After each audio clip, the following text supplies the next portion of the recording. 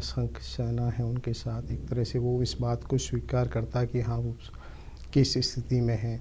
तो वो कहता है कि बताओ भाई सबकी क्या राय, मौन क्यों हो, शांत किसका क्या है। तो जब इस तरह की स्थिति होती है तो जो मालवंत है, जिसने एक बार पहले भी समझाया था जब विभीषण जी के साथ, उसी समय वो दोबारा यहाँ भी समझाते हैं। वो ये कहते हैं समय और उसकी राजनीति के हिसाब से निर्णय लेना चाहिए। और वर्तमान के परिप्रेक्ष्य में ये राजनीति आती है कि इसका सबका जो मूल कारण है, मेन समस्या है, वो सीता है। तो हमको सीता को लौटा के एक तरह से वो कर देना चाहिए। तो यहाँ पर होता क्या है कि रावण इस चीज़ को ये देखता है कि अरे तुम उस बात को नहीं देखते हो कि मैं कोई अज्ञ नहीं हूँ, मैं कोई अनजान नहीं हूँ, मैंने जो सोच के निर्णय लिया है वो किया है, कोई ऐसे नहीं लिया है। अब क्या मैं किसी भय से उसे लौटा दूँ? मतलब एक तरह से उनका मानना है कि भी क्या मृत्यु का भय? भाई ये तो अभी भी हम देखते हैं कि जो वो युद्ध जब भी होता है तो कभी ऐसा कहीं नहीं किया गया कोई वीर अपने को इस तरह से भय की, मृत्यु के भय से कहीं भाग के चला है, उसे भगोड़ा ही कहा जाता है। तो ऐसा नहीं, अब इस तरह की स्थिति जब सब हो गई है, और वो यहाँ ये भी कहते हैं कि अरे तुम ये बताओ कि तुम जो हमारे सब माथत राक्षस हैं, क्या इनको सुधार दोगे? क्या ये एक, अगर तुम इस स्थिति में ये बताओ कि अगर सीता को लौटा दिया जाएगा तो क्या राम लौट जाएंगे?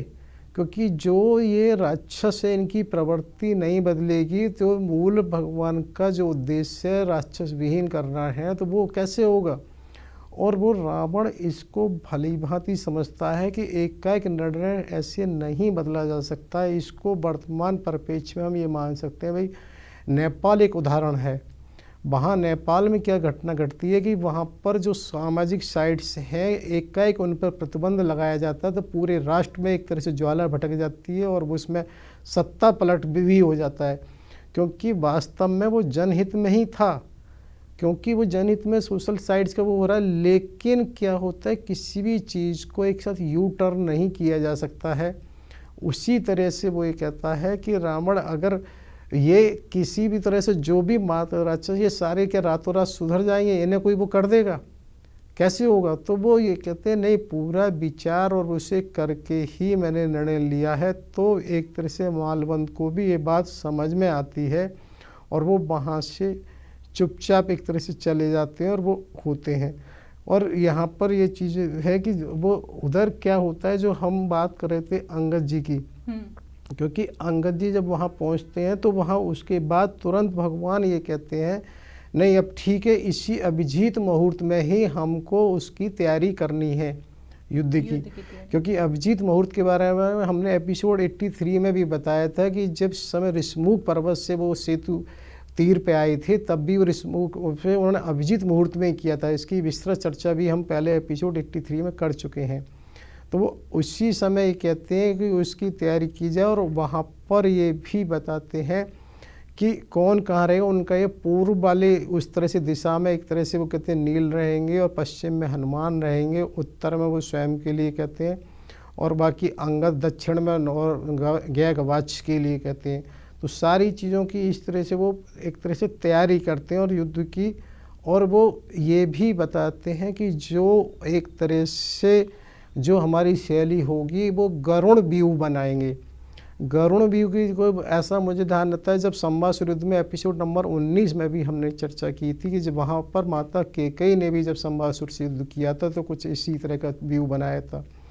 तो यहाँ गरुण व्यूह की वो रचना करते हैं, जिसमें वो कहते हैं कि जो ऋषभ है वो एक तरह से बाम पक्ष का कहना चाहिए पंख की तरह से, और गंधमादन दाएं पंख की तरह से रहेंगे, और मैं स्वयं सिर की जगह से रहूँगा।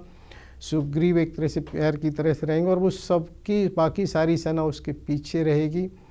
इसी तरह से वो सेना को पूरा वो करते हैं, व्यवस्थित करते हैं।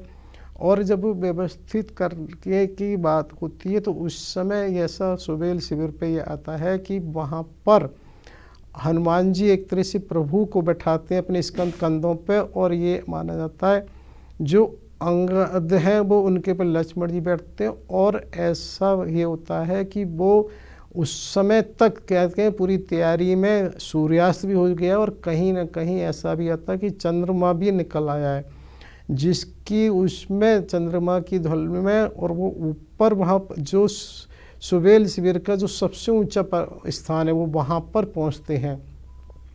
और वो वहाँ ये कहते हैं प्रभु कि कोई भी शब्द नहीं करेगा, लेकिन यहाँ से सारी अपने जितने यूथफ हैं वो स्थिति को अवगत कराते हैं कि जिससे कल हमें युद्ध में हर चीज़ की जानकारी रहे, और यहाँ से वो पूरी तरह से देख रहे हैं, सब अपनी अपनी सब स्थिति का अवलोकन कर लो। वहाँ जब वो ऊपर होते हैं तो वो खुद भी यही देखते हैं कि यही काम वहाँ रजत शिखर पर जो रावण है वो अपने मंत्रियों और उसके साथ कर रहा है। रजत शिखर की जो पहले चर्चा करी थी ना, जहाँ पर वो मल्ल युद्ध वो शाला थी, जहाँ पर वो एक तरह से मंदोदरी के कुंडल वहाँ पर वो छिन्न हुए थे, तो वहीं की चर्चा आती है। तो वहाँ से वो भी लोकार्पण कर रहा, अवलोकन कर रहा होता है। लेकिन क्या होता है कि जो वहाँ पर जिस समय प्रभु राम होते हैं, वहाँ सुग्रीव की दृष्टि एकाएक उस पर पड़ती है, रावण पर। वो अपने को रोक नहीं पाते, एकदम छलांग लगा देते हैं वहाँ से, सब हक्के वक्के रह जाते हैं एकदम, ये क्या हुआ। क्योंकि कहीं ना कहीं सुग्रीव को मन में हो सकता है कि ऐसा कुछ हो कि हनुमान जी को अवसर मिल गया है, अंगद को अवसर मिल गया है, नील को सेतु बनाने का श्रेय मिल गया, लेकिन अभी उन्हें कोई ऐसी विशेष सेवा नहीं मिली है। तो वो वहाँ से सीधा ऐसी छलांग लगाते हैं कि रावण के उस पर जाकर वो गिर जाता है। और इधर क्योंकि रावण के यहाँ भी कोई इस तरह से तैयार नहीं था, तो एकदम वो भी नहीं सक पका जाते हैं, हुआ क्या। तो ऐसा कुछ बताते हैं कि वो तुरंत ही दोबारा उस पर एक आघात करके उधर सुबेल शिविर की तरफ लौट आते हैं। और जब वो सुबेल शिविर की तरफ लौटते हैं तो बड़े एक तो श्वेद और में होते हैं। तो प्रभु राम ये कहते हैं, अरे तुमने ये क्या किया, तुम्हें ऐसे नहीं करना। तो तुम्हें ये पता है अगर कल को तुम्हारे जीवन को खतरे में नहीं डाला जा सकता, कहीं को ऐसा कुछ हो गया तो मैं क्या करता, मुझे इस तरह का कुछ वो नहीं चाहिए।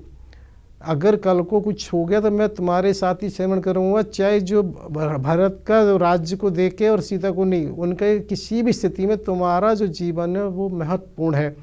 वो कहते हैं प्रभु अब ऐसा नहीं होगा, गलती इसलिए हो गई कि मैं आपकी जो पत्नी हरता है उसको देखकर अपने को रोक नहीं पाया। क्या होता है कि वहाँ पर जब प्रभु इस तरह से कहते हैं कल को अगर तुम्हें कुछ हो जाए